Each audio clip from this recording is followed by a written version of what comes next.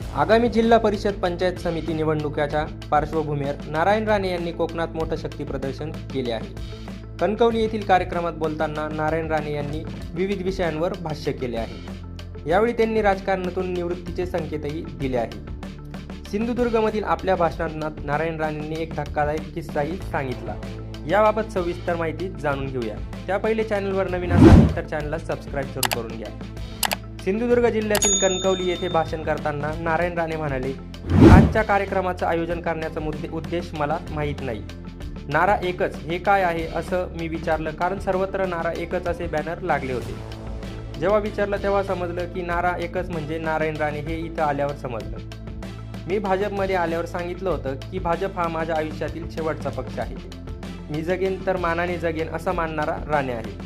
ही सगळी पदं कर्तृत्वाने मिळवलेली आहे। माझं ध्येय होतं त्याप्रमाणे मी बदलत गेलो। पुढे बोलताना नारायण राणे यांनी एक जुना किस्सा सांगितला।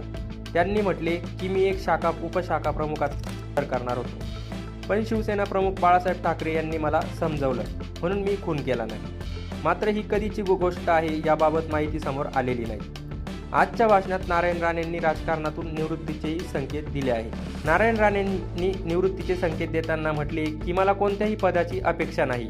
मी लोकसभेवर जाण्याआधी सुद्धा मला तिकीट नको असं सांगितलं होतं। मात्र नड्डा यांनी सांगितलं आम्ही तुम्हाला राजकारणातून सोडणार नाही।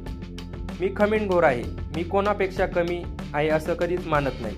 मला त्याचा अभिमान वाटतो। मात्र आता कुठेतरी थांबायला पाहिजे। राणेंना संपवायला निघाले त्यांना सांगतो, राणे पुरून उरला आहे।